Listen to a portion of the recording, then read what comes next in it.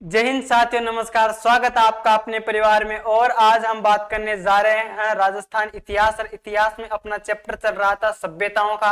आज अपनी है तीसरी क्लास और इस क्लास में हम पढ़ने वाले हैं कालीबंगा सभ्यता को। सिंधु घाटी सभ्यता के बारे में हमने देखा था। भारत में कौन कौन से सिंधु घाटी सभ्यता के स्थल है हमने वो देखा था। और भारत में खोजी गई सिंधु घाटी सभ्यता का पहला स्थल वो हमने देखा था। और जो सबसे जो मुख्य स्थल है हमने उसके बारे में देखा था। पाकिस्तान के जो स्थल है सिंधु घाटी सभ्यता उनके बारे में भी हमने बात की थी। सिंधु घाटी सभ्यता का कहां तक विस्तार है, किस आकृति की है, ये हमने वहां पर पढ़ा था। और जो सभ्यता जो शब्द है इसके बारे में हमने देखा था कि आदि मानव से लेकर के आधुनिक मानव के मध्य का जो समय है वही क्या कहलाती है, सभ्यता कहलाती है। हमने इतनी सारी बातें देखी थी। हमने जो इतिहास को वो अध्ययन के आधार पर 3 भागों में बांटा था। और जो सिंधु घाटी सभ्यता से जो अन्य जो तथ्य जुड़े हुए हैं हमने उनका अध्ययन किया था।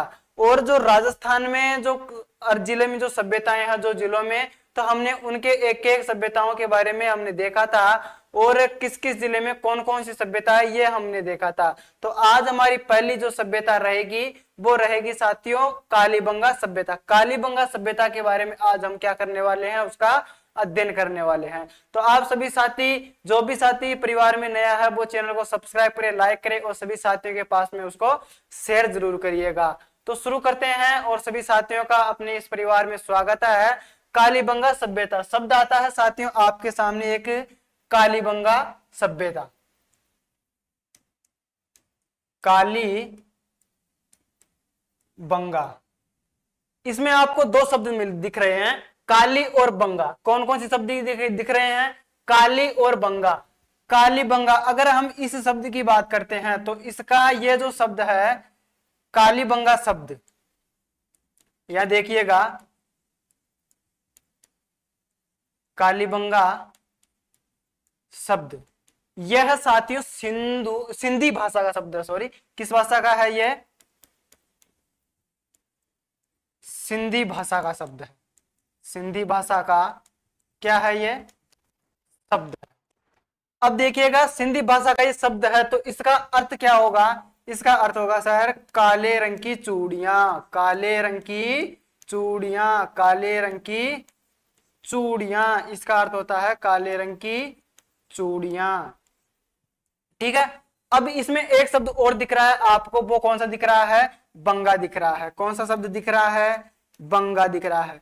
जो ये बंगा जो शब्द है यह है पंजाबी भाषा का। किस भाषा का है, पंजाबी भाषा का यह शब्द है। अब इस भाषा का जो शब्द है तो इसका अर्थ क्या होगा, तो इसका अर्थ होता है चूड़ी, इसका अर्थ होता है बंगड़ी।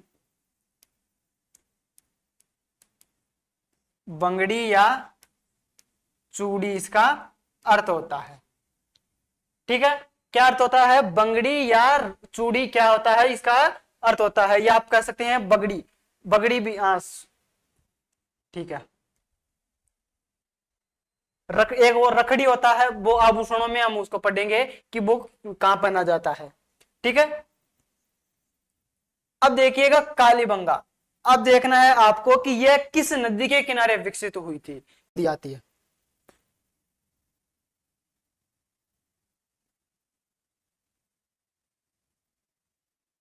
यहां से इस प्रकार से एक नदी आती है और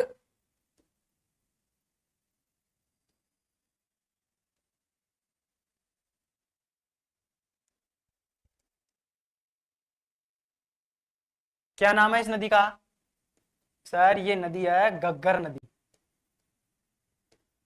घग्गर नदी, इसका जो उद्गम होता है, इस नदी का जो उद्गम होता है, इसका उद्गम कहां से होता है, कालका पहाड़ी शिवालिक जो हिमाचल प्रदेश में है वहां से इसका क्या होता है, उद्गम होता है। कालका शिवालिक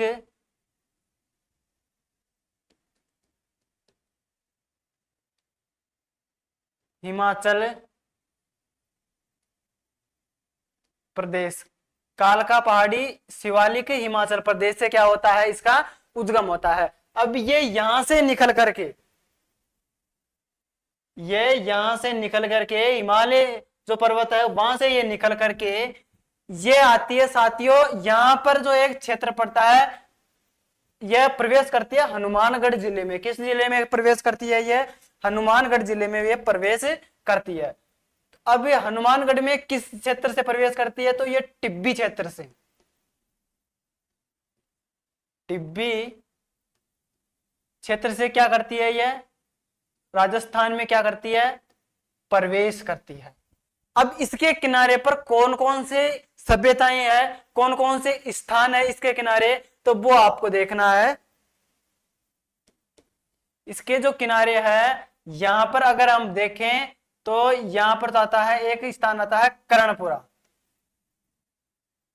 नहीं कर्ण, यहां पर स्थान आता है भादरा। अब भादरा में एक सभ्यता आती है कर्णपुरा, कर्णपुरा। और यहां पर हम देखें तो यहां पर ये एक दुर्ग आता है, और उस दुर्ग का क्या नाम है? बठनेर का दुर्ग, बठनेर दुर्ग, बठनेर दुर्ग। और यहां पर ही एक झील आती है, उसका क्या नाम है? उसका नाम है तलवाड़ा झील। यह है साथियों राजस्थान की, राजस्थान की, राजस्थान की सबसे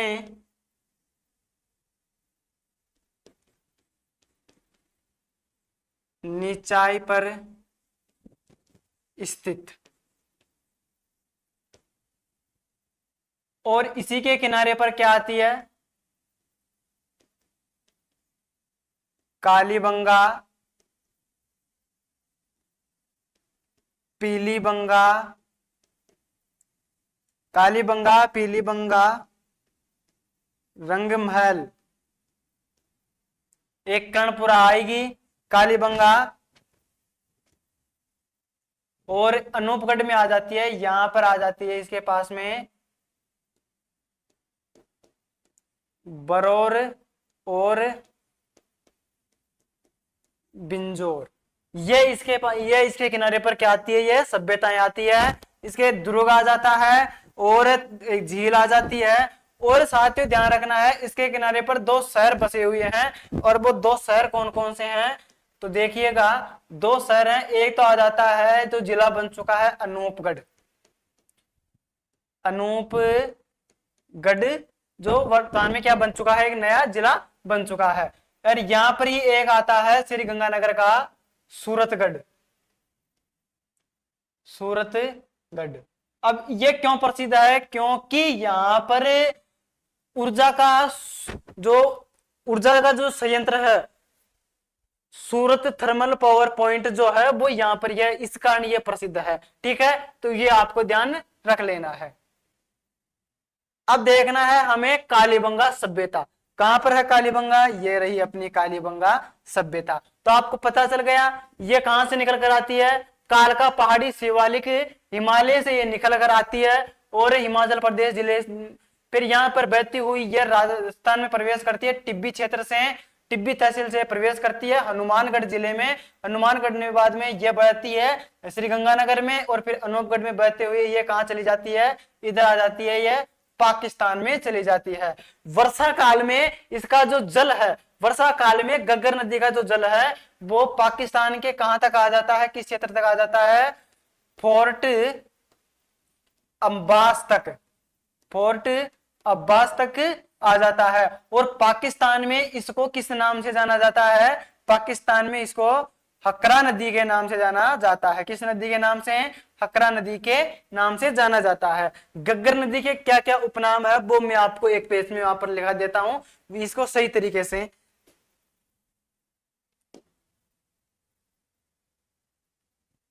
तो यहां आपको देखना है, ठीक है।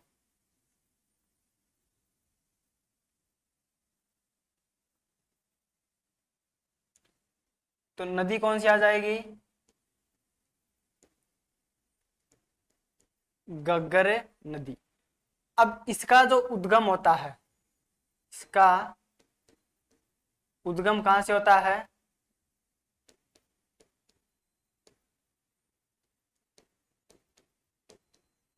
कालका पहाड़ी शिवालिक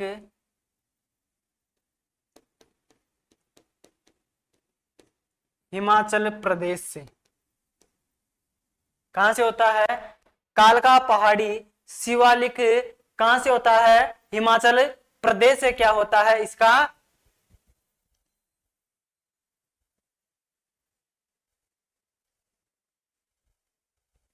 हाँ,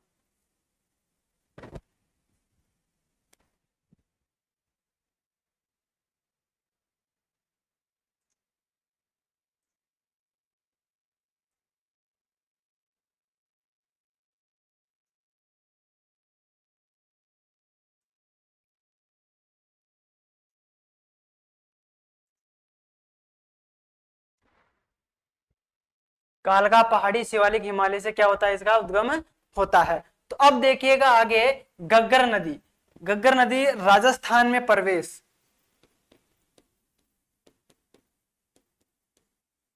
राजस्थान में प्रवेश यह करती है हनुमानगढ़ के, हनुमानगढ़ के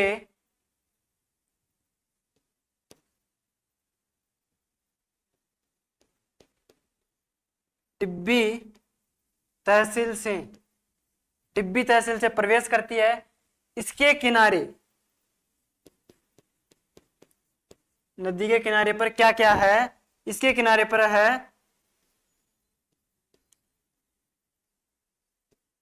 कर्णपुरा, जो है यह भादरा में है।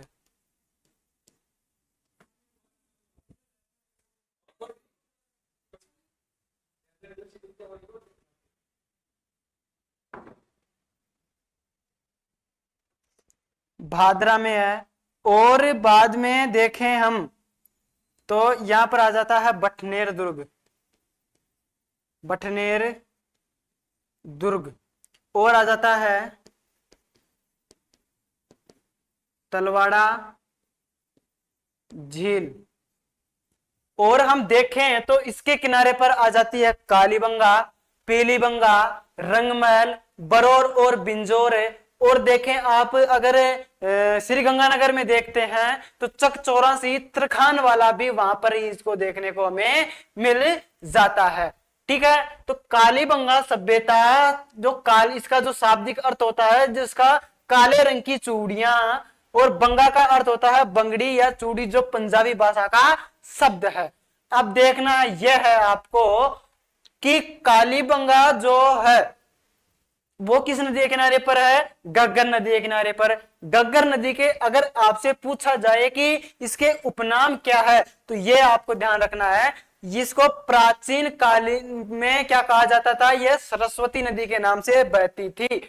ठीक है, और ध्यान ये आपको रखना है कि जो आर्य सबसे पहले आकर जो बसे थे वो किस नदी के किनारे पर बसे थे? सरस्वती नदी के किनारे पर ही आकर बसे थे जो आर्य थे, जिनके आगमन से राजस्थान के इतिहास की शुरुआत मानी जाती है।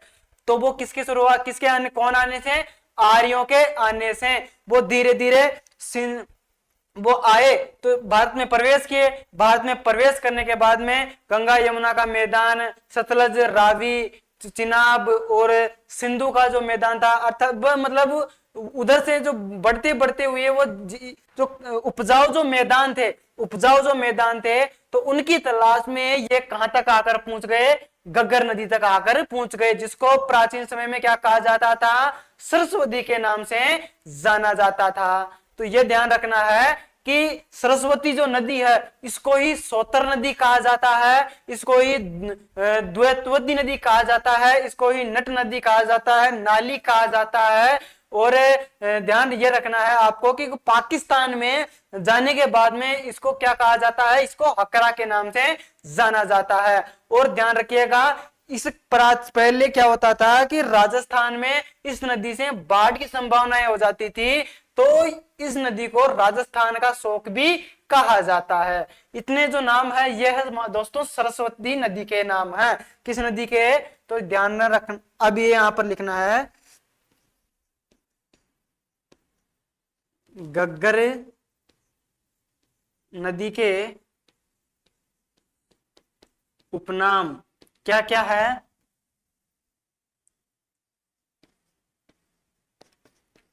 वैदिक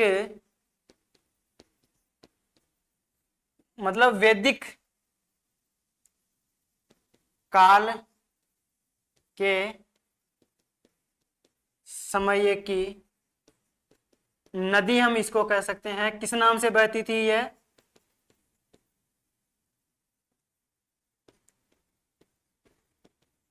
सरस्वती नदी के नाम से। इसको ही कहा जाता है सोत्र नदी।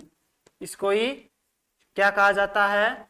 सोत्र नदी कहा जाता है। इसको ही नट नदी कहा जाता है। इसको ही नट नदी कहा जाता है। इसको ही नाली कहा जाता है। और इसको ही क्या कहा जाता है? द्वेष द्वैती नदी कहा जाता है। राजस्थान का शोक कहा जाता है। और पाकिस्तान में इसको क्या कहा जाता है? हकरा। क्या कहा जाता है? हकरा नदी के नाम से इसको जाना जाता है। और ध्यान यह रखना है कि पाकिस्तान में जाने के बाद में यह कहां तक चला जाता है इसका जल? फोर्ट अंबास तक। फोर्ट अंबास तक क्या चला जाता है? इसका जल चला जाता है वर्षा काल में। तो ये जो जानकारी है ये किसकी है? घग्गर नदी की है। अब हम बात कर रहे थे कालीबंगा की। कालीबंगा जो सभ्यता है इसकी आपसे यह पूछा जाए कि सबसे पहले जानकारी देने वाला व्यक्ति कौन था? कालीबंगा सभ्यता की सबसे पहले जानकारी देने वाला व्यक्ति कौन था? तो ध्यान रखिएगा,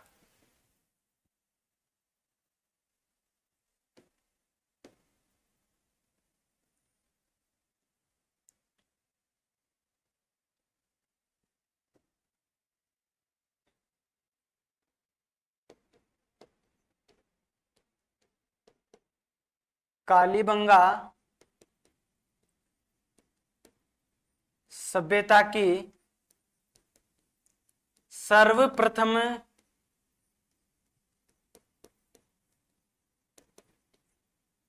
जानकारी देने वाला व्यक्ति। तो दोस्तों ध्यान रखिएगा, कालीबंगा सभ्यता की सबसे पहले जानकारी दी थी एलपी टेसीटोरी ने। किसने दी थी? एलपी टेसीटोरी ने इस सभ्यता की सर्वप्रथम जानकारी दी थी। और जिसका समर्थन किया था और जिसका पुष्टिकरण अर्थात हम कहे को वो किसने किया था? ओरिन स्टीन ने दिया था। एलपी टेसीटोरी उदिनो गांव इटली का वो रहने वाला था साथियों। पश्चिमी साहित्य पर शोध करने के लिए महाराजा गंगा सिंह के समय वो आया था। और ध्यान रखना है एलपी टेसीटोरी की जो मृत्यु हुई थी वो भी बीकानेर में हुई। बीकानेर में ही इसकी क्या बनी हुई है? एक छतरी यहां पर बनी हुई है। तो ध्यान रखना है इसके जो पुष्टिकरण था वो किसने किया था? ओरिन स्टीन ने किया था। तो सबसे पहले जानकारी किसने दी थी? एलपी एलपी टेसीटोरी ने। एलपी टेसीटोरी ने इसकी जानकारी दी थी। और एलपी टेसीटोरी तो ध्यान रखना है कहां का था? उदिनो गांव इटली का यह रहने वाला था। इटली का यह रहने वाला था। उदिनो गांव इटली का यह रहने वाला था। यह महाराजा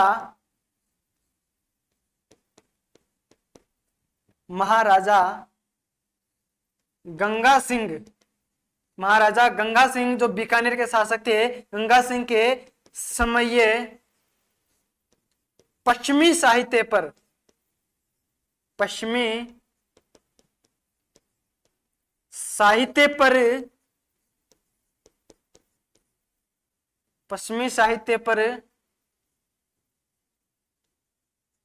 शोध करने आए थे, पश्चिमी साहित्य पर शोध करने के लिए आए थे। और यहां पर ही बीकानेर में इनकी छतरी बनी हुई है, बनी हुई है। इनका समर्थन,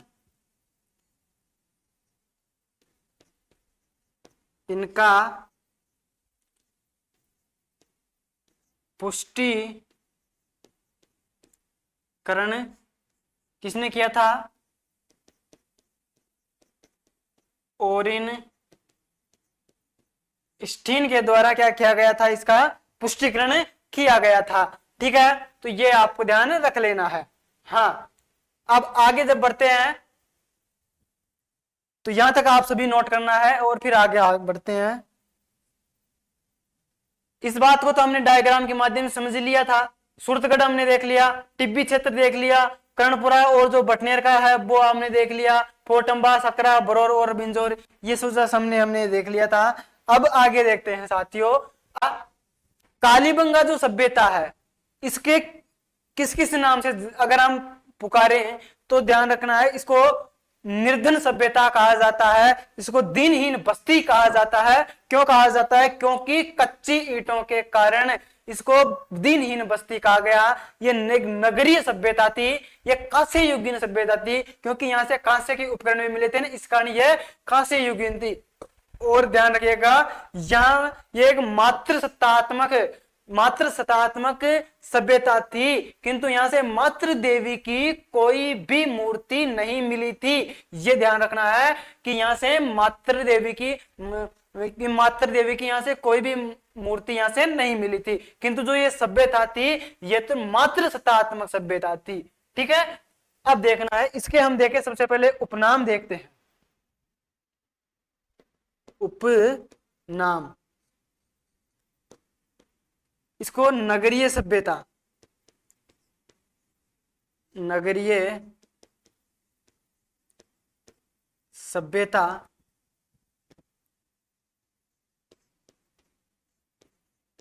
दीनहीन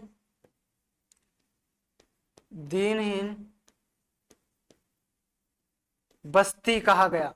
क्यों कहा गया दीनहीन बस्ती? क्यों कहा गया? कच्ची ईंटों के कारण कहा गया। किसके कारण कहा गया? कच्ची ईंटों के कारण, कच्ची ईंटों के कारण इसको कहा गया निर्धन सभ्यता, इसको कहा गया था। कौन सा क्या कहा गया? निर्धन, निर्धन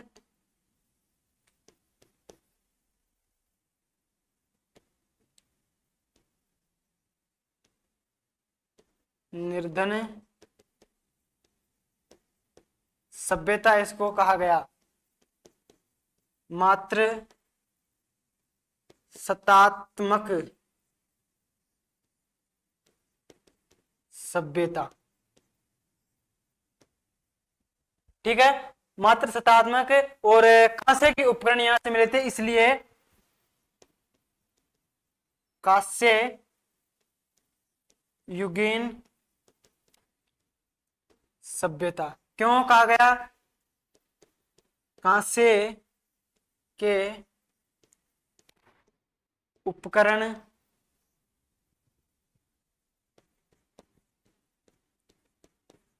मिलने के कारण कहा गया। कांस्य के उपकरण यहां से प्राप्त हुए थे, इस कारण इसको कांस्य युगीन सभ्यता कहा गया।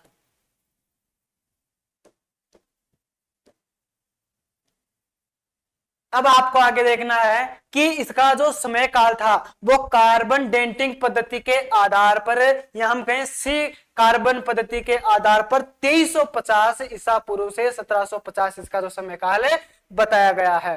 ठीक है, और ये आपको आगे देखना यह है कि जो सिंधु घाटी सभ्यता थी यह जो कालीबंगा सिंधु घाटी सभ्यता का तीसरा महत्वपूर्ण स्थल माना जाता है। दशरथ जो डॉक्टर दशरथ शर्मा थे, उन्होंने कालीबंगा को सिंधु घाटी सभ्यता की तीसरी राजधानी कहा था। पहली आ जाएगी हड़प्पा, दूसरी आ जाएगी मोहनजोदड़ो, तीसरी आ जाएगी कालीबंगा। यह इस तरह से आपको ध्यान रख लेना है। तो इसका जो समय काल था, समय काल, समय काल क्या बताया गया है? कार्बन डेटिंग पद्धति, या हम कहें सी कार्बन पद्धति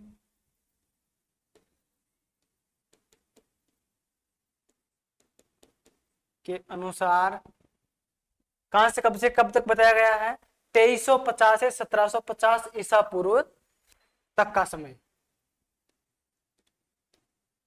2350 ईसा पूर्व से 1750 ईसा पूर्व तक का समय बताया गया है। और ये आपको ध्यान रखना है कि इसका जो समय काल था वो किस पद्धति के आधार पर बताया गया था? सिर्फ कार्बन पद्धति या कार्बन डेटिंग पद्धति के आधार पर बताया गया था। और ये आपको ध्यान रखिएगा, डॉक्टर दशरथ शर्मा ने, डॉक्टर दशरथ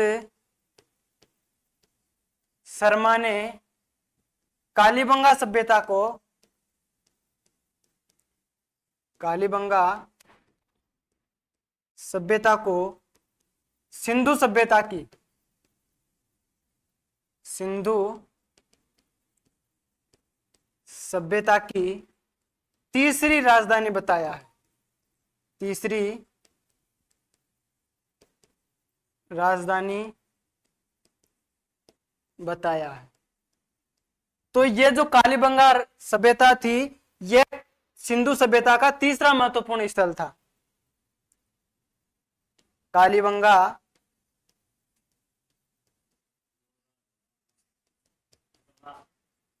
सिंधु सभ्यता का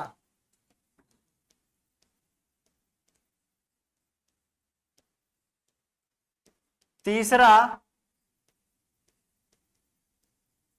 महत्वपूर्ण स्थल था। ठीक है, सिंधु कालीबंगा सिंधु सभ्यता का महत्वपूर्ण स्थल कौन सा था? तीसरा महत्वपूर्ण यह स्थल था। तो देखिएगा आगे आप सभी, इसका अगर आपसे यह पूछ ले कि सर अब इसका खोजकर्ता कौन था, तो इसका खोजकर्ता था अमली, अर्थात अमलानंद घोष। अमलानंद घोष इसका खोज करता था, जिसने 1952 ईस्वी में, या आपको मिलेगा 1951 मिलेगा, या आपको 1951-52 भी मिल सकता है, और 1952 भी आपको देखने को मिल सकता है। तो कालीबंगा सभ्यता की जो खोज की थी वो किसने की थी? अमलानंद घोष के द्वारा 1952 ईस्वी में इसकी खोज की जाती है। यह एनसीईआरटी के अनुसार है, और अगर आप अन्य किताबें देखेंगे तो आपको उनमें 1951 आपको मिलेगा। और इसका उत्खनन करता था बीवी लाल अर्थात ब्रिजवासी लाल, और बीके थापर अर्थात बालकृष्ण थापर। 1961-62 से लेकर के 1969 तक इसका क्या किया था? उत्खनन कार्य किया था। ठीक है, तो आपसे पूछा जाए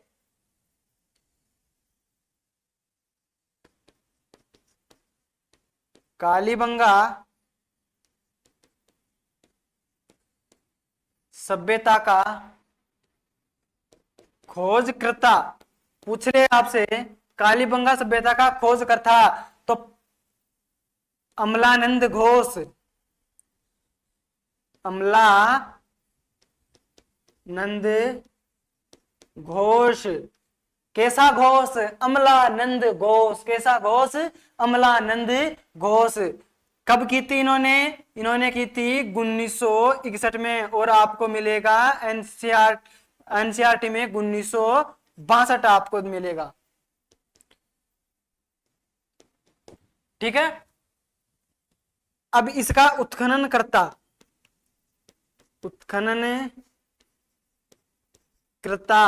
कौन थे? इसके उत्खनन करता कौन थे? बीवी लाल, अर्थात हम कहें ब्रिजवासी लाल। ब्रिज कौन से वासी? ब्रिजवासी लाल। और ध्यान रखना, आगे कौन से आते हैं? आगे आते हैं बीवी लाल और बी के थापर। कौन से थापर? बी के थापर, अर्थात बाल कृष्ण थापर। बाल कृष्ण थापर, बाल कृष्ण थापर, तो इनके द्वारा किया गई थी। और इसका उत्खनन कार्य कब तक चला था? 1969 ईस्वी तक इन्होंने क्या किया था? उत्खनन कार्य किया था। ठीक है, तो आप लिख सकते हैं यहां पर कि 1961-62 से लेकर के 1969 ईस्वी तक इनका जो उत्खनन का कार्य किया गया था। ओके, कहां तक किया गया था? 1969 तक इसका कार्य किया गया था। अब एक इंपॉर्टेंट लाइन आती है कि एक कालीबंगा जो संग्रहालय था उसकी स्थापना कब हुई थी? तो ध्यान रखना है, कालीबंगा संग्रहालय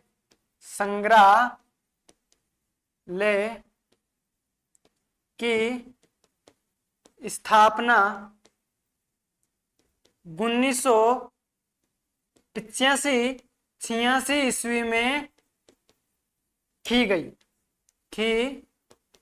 हम आगे पढ़ेंगे कि यहां पर दिल्ली की संस्था के द्वारा भी उत्खनन का कार्य करवाया गया था, और इसमें कौन कौन से रोग थे, कौन कौन से उपकरण मिलते, सारी तमाम जो बातें हैं आज हम जानने वाले हैं। और इस कालीबंगा सभ्यता को पूर्ण रूप से इसका अध्ययन करने वाले हैं। वो कहते हैं ना कि रक्त बहा संघार करूं, खामोश यहाँ तलवार नहीं, यह धरती है महाराणा की, हार यहाँ तो स्वीकार है ही नहीं, चाहे कुछ भी हो जाए हार तो स्वीकार है ही नहीं। जब तक जीतेंगे नहीं तब तक छोड़ेंगे नहीं, चाहे कुछ भी हो जाए। तो इसका खोज करता अमलानंद घोष, उत्खनन करता बीवी लाल, ब्रजवासी लाल और बालकृष्ण थापर 1961-62 से 1969 तक। कालीबंगा संग्रहालय की स्थापना 85-86 में की गई थी। और यहां से अब इसके कौन कौन से उपकरण मिले थे तो वो हमें देखना है, यहां से इसकी क्या क्या विशेषताएं रही है। कालीबंगा, कौन सी बंगा? कालीबंगा सभ्यता से मिले उपकरण एवं वस्तुएं।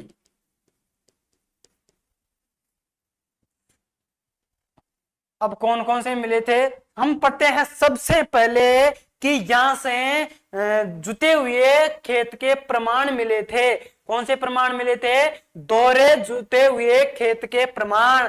तो यही इंपॉर्टेंट है कि दोहरे जुते हुए खेत के प्रमाण। दोहरे जुते हुए खेत के प्रमाण मतलब जुते हुए खेत के प्रमाण किस सभ्यता से मिले थे? कालीबंगा सभ्यता से मिले थे। और जब खेत की जुताई होती है तो हमें उसमें बीज की भी आवश्यकता होती है। जब खेत की जुताई करेंगे बाद में फिर ओरने के लिए उसमें बीज की आवश्यकता पड़ती है। तो यहां से फसल कौन सी मिली थी? यहां से फसल भी कौन सी मिली थी? तो यहां से फसल मिली थी गेहूं प्लस जौ। कौन सी? गेहूं प्लस जौ, यहां से फसल मिलती है। और ध्यान रखना है कि पहले जोतने के लिए किसका प्रयोग करते थे? ऊंट का प्रयोग करते थे। तो यहां से हमें मिलती है ऊंट की अस्थियां के प्रमाण। ऊंट की अस्थियां हमें यहां से मिलती है। ऊंट की क्या मिलती है? अस्थियां। और यहाँ का जो एक, इनको पालने के लिए, रखवाले के लिए ये लोग क्या रखते थे? कुत्ता रखते थे। तो ये पालतू पशु कौन सा हो जाएगा? पालतू पशु। इनका पालतू पशु कौन हो जाएगा? कुत्ता। तो ये क्या रखते थे? कुत्ता रखते थे। ठीक है। तो ऊंट की अस्थियों के प्रमाण हमें मिल गए, दोहरे जुते हुए खेत के प्रमाण हमें यहां से मिल जाते हैं, गेहूं और जौ की फसल हमें यहां से मिल जाती है, ऊंट की अस्थियों के प्रमाण हमें यहां से मिल जाते हैं, पालतू पशु कुत्ता वो हमें यहां से मिलता है उसके भी। और ध्यान रखना है, जब वो खेत जोता रहता है तो उस समय अचानक बारिश आती है, और बारिश के साथ साथ में क्या आ जाता है? उसका भूकंप के हमें यहां से प्रमाण मिलते हैं। तो क्या आ जाता है वहां पर? भूकंप आ जाता है। तो भूकंप के प्रमाण हमें देखने को मिलते हैं। भूकंप के प्रमाण हमें यहां से देखने को मिलते हैं। जैसे ही भूकंप के जो भूकंप आया, तो भूकंप आया तो क्या हो गया? और यहां से हमें किसकी जानकारी मिलती है? भूकंप की जानकारी मिलती है। और ध्यान रखना है कि हमें यहां से जानकारी मिलती है ईंटों के मकान की। क्या इसकी जानकारी मिलती है? ईंटों के मकान की जानकारी मिलती है। जैसे ही भूकंप आया, मकान गिर गया, ईंटों का था। किसका था? ईंटों का था। मकान गिर गया, मकान गिर गया तो खोपड़ी में छेद हो गए। तो ध्यान रखना है, खोपड़ी में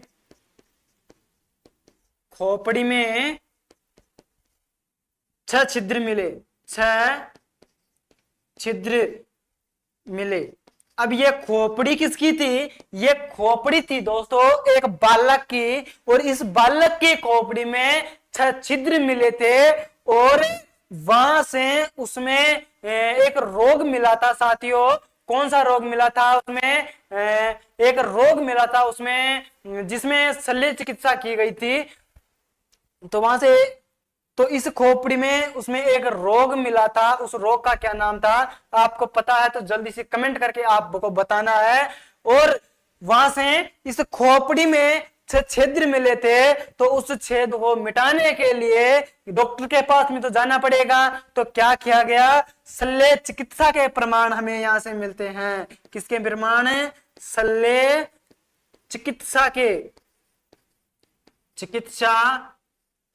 के प्रमाण हमें यहां से मिलते हैं। शल्य चिकित्सा के प्रमाण भी हमें यहां से मिलते हैं। और आपको ध्यान रखिएगा, जब शल्य चिकित्सा हो जाती है तो डॉक्टर क्या मांगता है?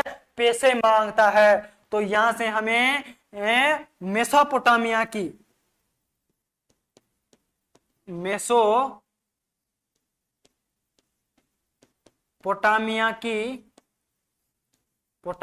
की मोहर मिली थी। और जो अन्य मोहरें थी, अन्य मोहरें किस आकार की थी?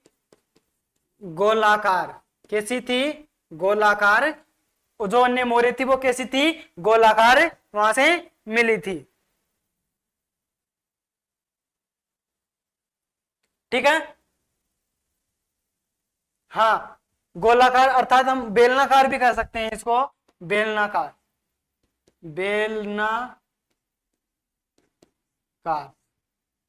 और हमें यहां से किस किस की जानकारी मिलती है? हमें यहां से जानकारी मिलती है, यहां से हमें स्वाद एक चिरायु आकार की कब्र मिली थी। यहां से युगल समाधि के हमें अवशेष यहां से मिलते हैं। तो ध्यान रखना है, किसके? युगल समाधि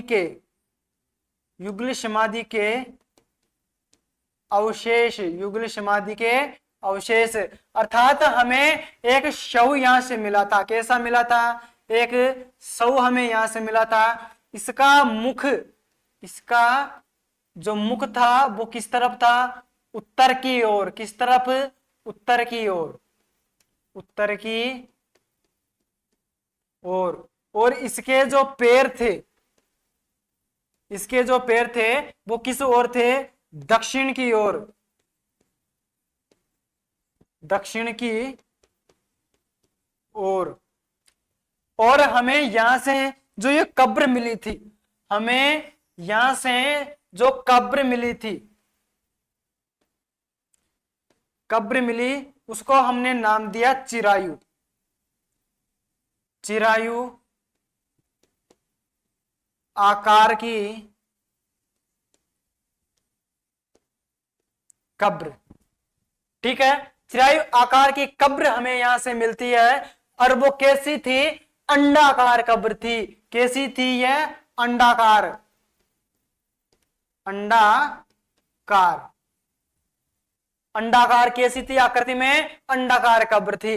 7 अग्नि वेदिकाएं हमें यहां से प्राप्त मिलती है। 7 अग्नि वेदिकाएं, मतलब हमें यहां से जानकारी प्राप्त होती है। तो अग्नि कुंड के प्रमाण, अर्थात ये लोग यज्ञ के कराया भी, यहाँ के जो लोग थे इस सभ्यता के, वो यज्ञ भी कराया करते थे। तो यहां से यज्ञ की जानकारी, यज्ञ की जानकारी भी हमें देखने को यहां से मिलती है। और यहां से हमें मिलता है साथियों तंदूर के अवशेष। तंदूर के अवशेष हमें यहां से देखने को मिलता है। तंदूर के, मतलब ये तंदूर भी खाते थे। ठीक है, तंदूर के अवशेष यहां से मिलते हैं। और यहां से हमें मिलते हैं साथियों एक तांबे के बेल की आकृति भी हमें यहां से मिलती है। कैसी मिलती है? तांबे के बेल की आकृति, बेल की आकृति भी हमें यहां से देखने को मिलती है। और हमें यहां से देखने को मिलती है तो वो है कि कपास, कपास के भी हमें यहां से साक्ष्य मिलते हैं। तो इस सभ्यता में कपास को सिडन कहा जाता था। तो हमें यहां से कपास के भी साक्ष्य मिले थे। कपास के साक्ष्य। और कपास को क्या कहा गया था? सिडन। ठीक है, हाँ सिडन कहा गया था। अगर हम देखते हैं आगे, तो आप एक बार इसको नोट करो, फिर देखते हैं। हमें यहां से नगर नियोजन के प्रमाण हमें यहां से मिलते हैं। अर्थात नगर नियोजन का अर्थ मतलब होता है कि नगर का 2 भागों में विभाजन। मतलब नगर का 2 भागों में विभाजन। एक दीवार है, अब एक तरफ मतलब बहुत भयानक तरीके से एक तरफ सिटी है, शानदार शहर है, और उसी दीवार के दूसरी तरफ गांव है। उसी दीवार के दूसरी तरफ गांव है। तो इस प्रकार से था इनका भी जो नगर था कि एक तरफ एक जो जिसमें 2 टीले थे। एक टीले पर तो नगर था, मतलब जो किला विला दुर्ग था, और एक तरफ कच्ची बस्ती रहा करती थी। तो नगर नियोजन के प्रमाण, नगर नियोजन के प्रमाण हमें यहां से मिलते। नगर नियोजन के प्रमाण, इसका क्या मतलब होता है?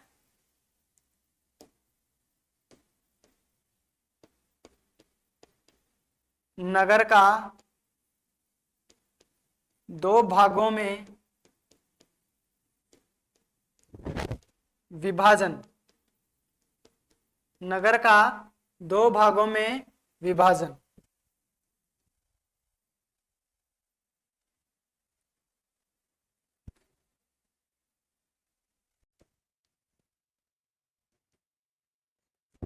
इसमें 2 टीले आते हैं, एक तो पूर्वी टीला आता है और एक आता है पश्चिमी टीला। तो यहां से हम देखें,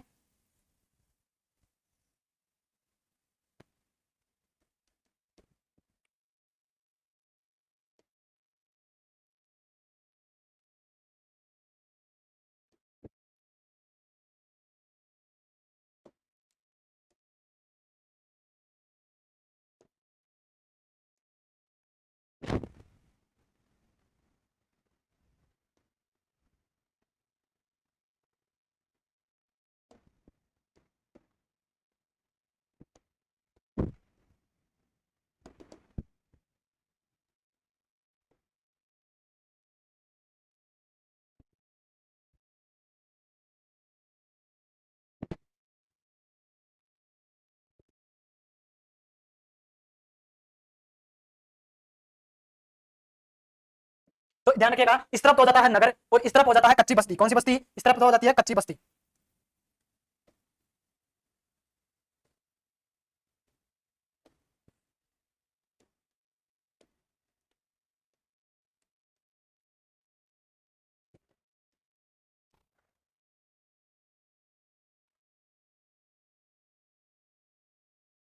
अब इसमें आपको देखना यह है,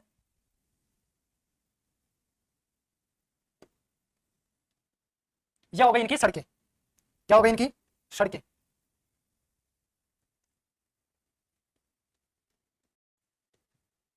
और ये हो गई इनकी गलियां। ठीक है, तो ये हो जाती है इनकी गलियां और ये हो जाती है इनका ये दुर्ग।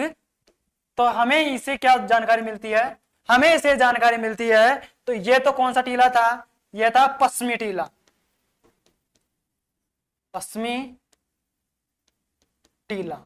और ये था पूर्वी टीला। पूर्वी टीला।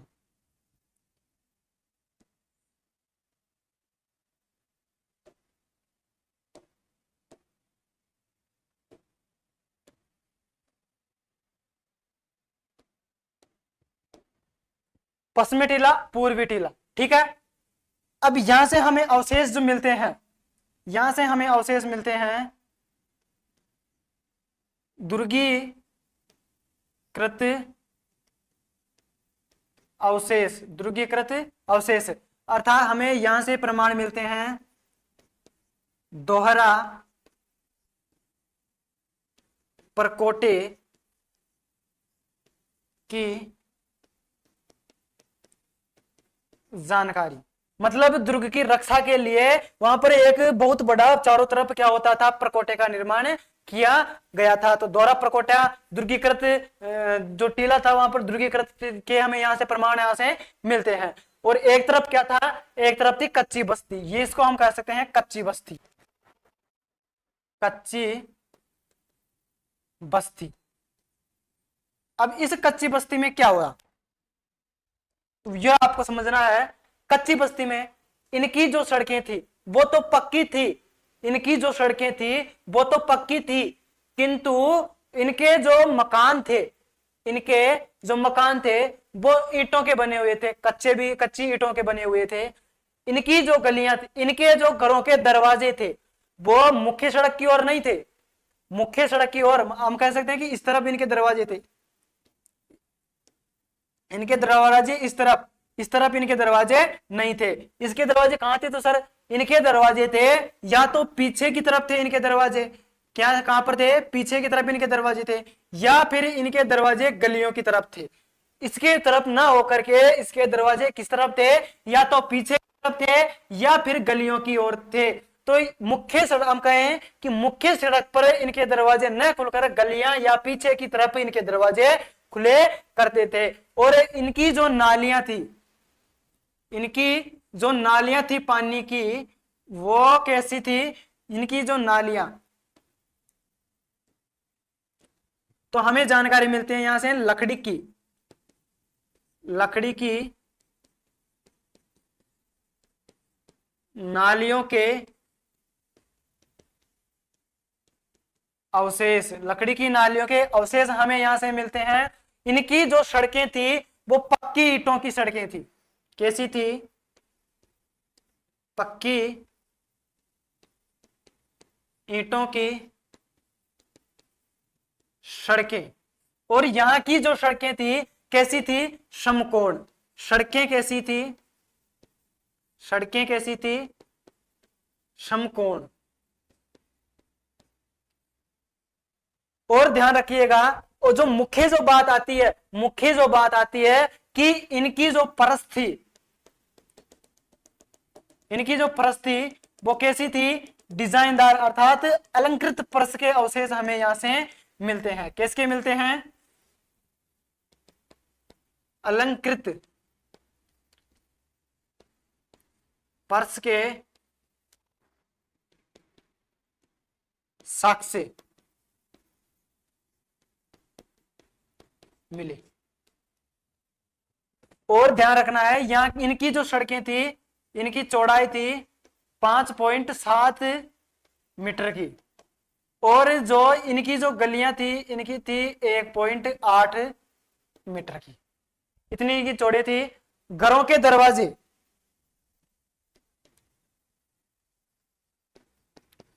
घरों के दरवाजे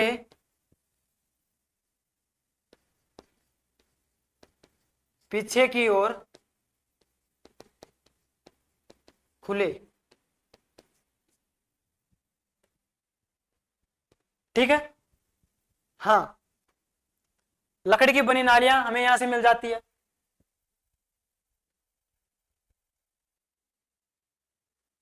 और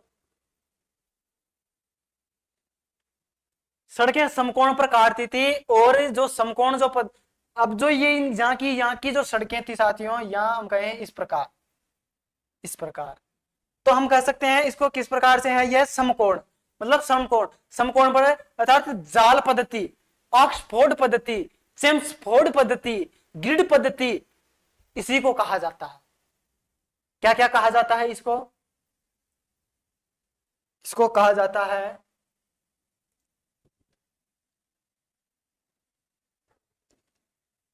यहां की सड़कें कैसी थी? ग्रिड पद्धति।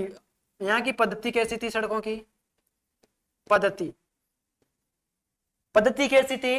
पद्धति थी इनकी जाल पद्धति, ग्रिड पद्धति, जाल पद्धति, ग्रिड पद्धति, जेम्स फोर्ड पद्धति, और इसको ही कहा जाता है ऑक्सफोर्ड पद्धति, ऑक्सफोर्ड पद्धति कहा जाता है। कैसी थी? यह समकोण पर, समकोण पर। भारत के 2 शहर बसाए गए हैं इस पद्धति के आधार पर, ग्रिड पद्धति, चेम्सफोर्ड जाल पद्धति, ऑक्सफोर्ड पद्धति के आधार पर भारत के 2 शहर बसाए गए हैं। कौन कौन से शहर? वो शहर हैं, एक तो है जयपुर और दूसरा है हरियाणा। पहला है, एक तो है जयपुर और दूसरा है हरियाणा। तो ये 2 शहर हैं जो बसाए गए हैं इस ग्रिड पद्धति के आधार पर। तो नोट लगाकर लिखना है, इस पद्धति के आधार पर भारत के 2 शहर बसाए गए हैं, बसाए गए हैं। वो कौन कौन से हैं? एक तो आ जाता है हरियाणा, और दूसरा आ जाता है जयपुर। जयपुर जो शहर है, जयपुर शहर के इतिहास की जानकारी मिलती है। वो कहां से मिलती है? एक ग्रंथ आता है साथियों, जो किसके द्वारा लिखा गया था? बख्तराम के द्वारा लिखा गया था। बख्तराम कहां का था? चाकसू का था। तो ठीक है, तो उसमें उसके जो ग्रंथ में या इसकी जो जानकारी मिलती है, तो आप सभी एक बार इसको यहां से नोट करेंगे।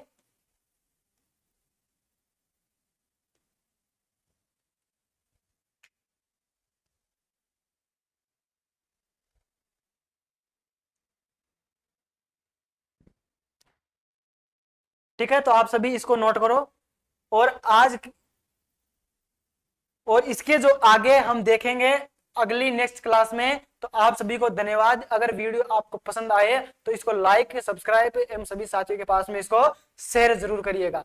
ठीक है, तो मिलते हैं नए सेशन में नए दोस्त के साथ में। तो आप सभी को धन्यवाद। जय हिंद, जय भारत।